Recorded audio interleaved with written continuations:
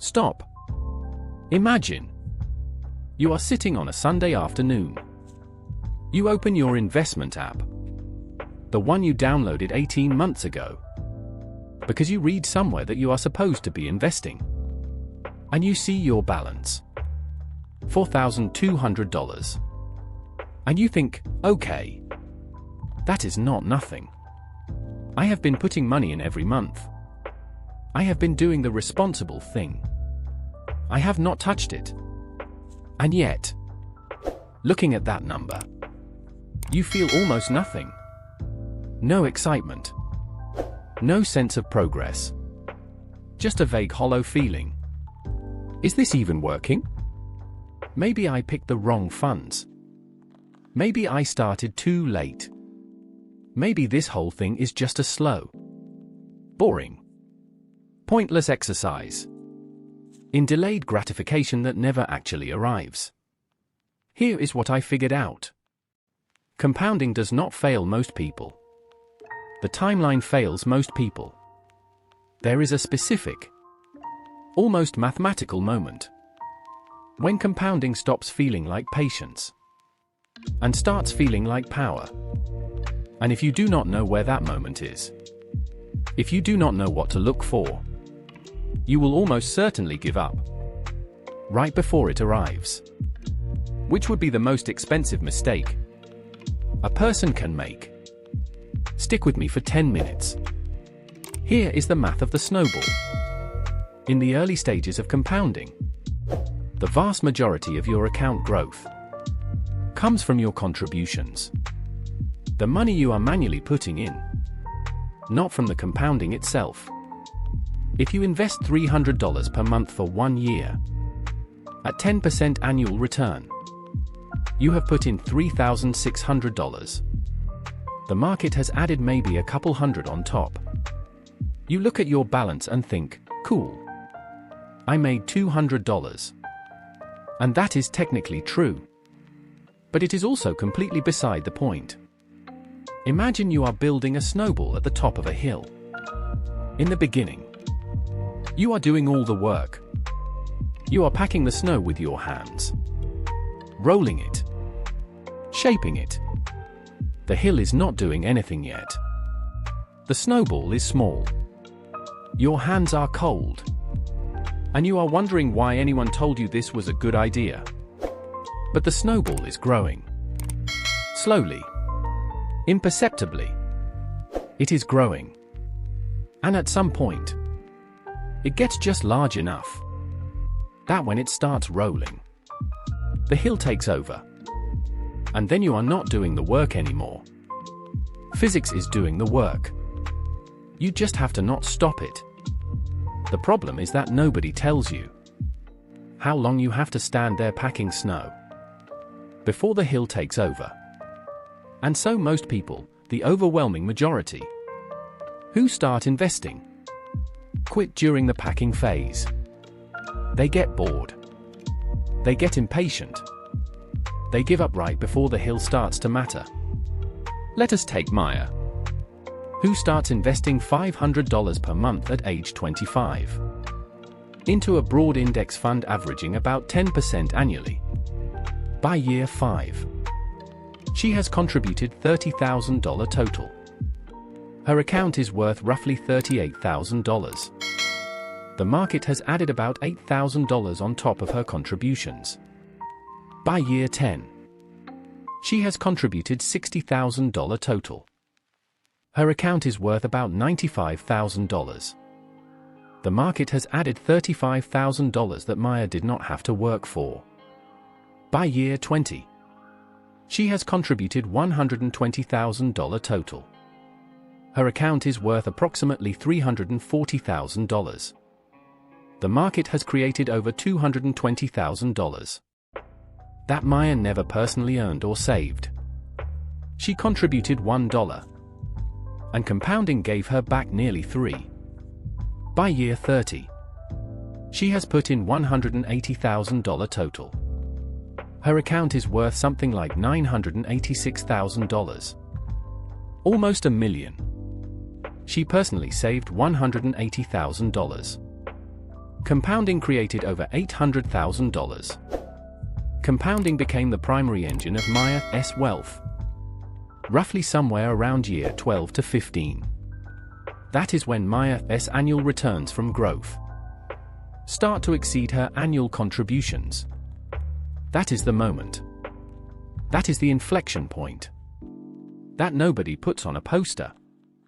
You are working hard, putting money in, feeling slightly bored and slightly anxious.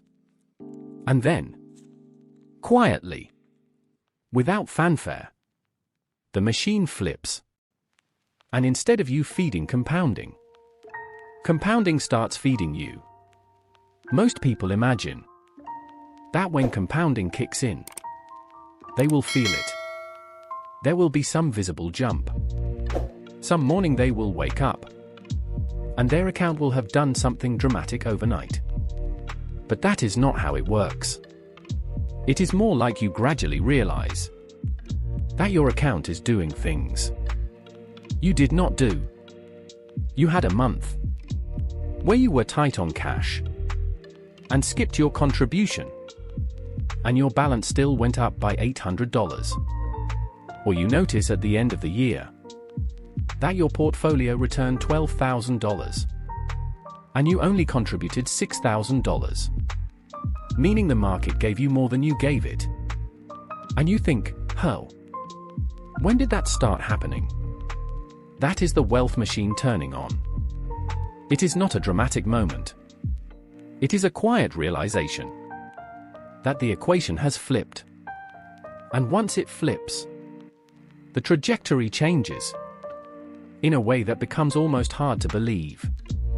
Because now your base is large, and a 10% return on a $200,000 portfolio is $20,000, which is more than many people save in an entire year.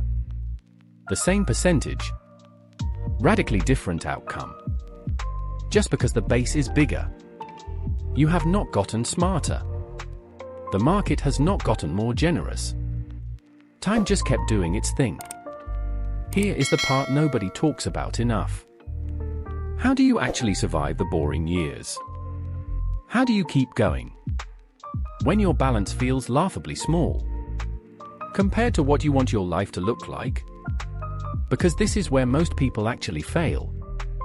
Not in understanding compounding. Everyone kind of understands it. It breaks down in the execution.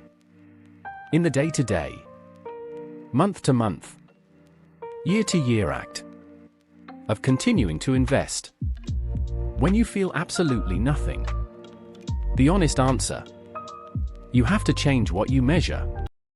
When your balance is $8,000 and your goal is $1 million, measuring your progress in dollars will crush your motivation every single time. The gap is too large. The progress is too slow. You will feel mathematically and emotionally like you are failing. Here is what you can measure instead. Your contribution rate. Your consistency. The number of months you have invested without skipping. The fact that your money is in the market. Working. Compounding. Growing. Even when you cannot feel it. You are not measuring the snowball. You are measuring the packing. And every month you pack is a month the snowball gets slightly larger. Slightly closer to the point where the hill takes over. The scariest thing that can happen to someone in the early compounding years is a market crash. Not because the crash itself is so damaging. In the long run, temporary declines are essentially noise. But because a crash can trigger an emotional response that causes you to do the one thing that actually derails compounding. Sell. If you sell during a downturn, you lock in losses. You miss the recovery. And you break the compounding chain. That chain is the whole game. Everything we have talked about. Maya's $800,000 in compounded gains. The inflection point. The machine turning on. All of it depends on staying invested. Not perfectly timed. Not cleverly managed. Just staying. The boring, quiet, slightly nail-biting act of staying. Compounding as a principle applies to almost everything that builds over time. Skills compound. Knowledge compounds. Relationships and networks compound. Habits compound. And the same inflection point exists in all of them. The moment when what you have been quietly building starts generating returns that exceed what you are putting in. Think about writing. Someone who writes every day for 2 years has compounded their craft to a point where one piece of content might reach 1,000 people. They did not write 1,000 pieces. They wrote 500. And the compounded skill, the compounded audience, the compounded reputation did the rest. Think about learning a language. The first few months feel almost entirely unrewarded. You are putting massive effort in and getting tiny returns. You can barely order coffee. But somewhere around month 8 to 12, the returns start to exceed the effort. Conversations get easier faster than you're studying. Vocabulary expands without deliberate memorization. The compounding of prior knowledge accelerates the acquisition of new knowledge. The boring early years of anything compounding-based are not wasted years. They are foundation years. The years that make everything else possible. Compounding is invisible. You cannot see it working. You cannot feel it in real time. It does not send you notifications. It does not give you dopamine hits. It does not make for a great story at a dinner party. It just quietly, relentlessly works. Day after day. Month after month. Year after year. It takes what you have given it. And it multiplies. Then it multiplies the multiplied amount. And then it does it again. The people who build genuine, lasting wealth. Not lottery winners. Not overnight success stories. Not people who got lucky on a single bet. But the people who actually sustainably, quietly become wealthy. They almost all share one trait.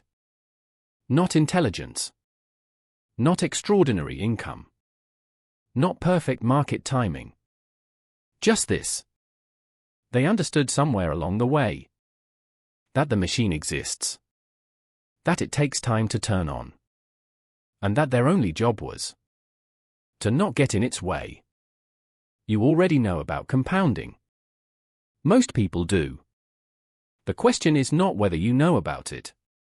The question is whether you trust it enough to stay the course through the years.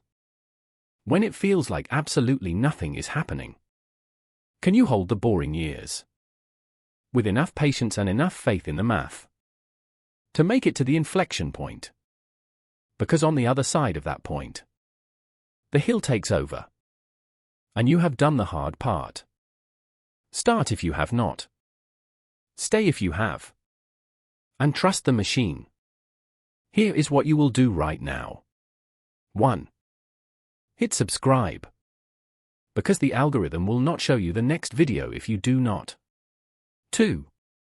Write in the comments one thing you are quietly building. A skill. A habit. An investment. 3. Send this video to one person who says, investing does not work for me. Tell them, you just have not reached the bend yet. The snowball does not roll itself until you pack it enough. See you on the hill.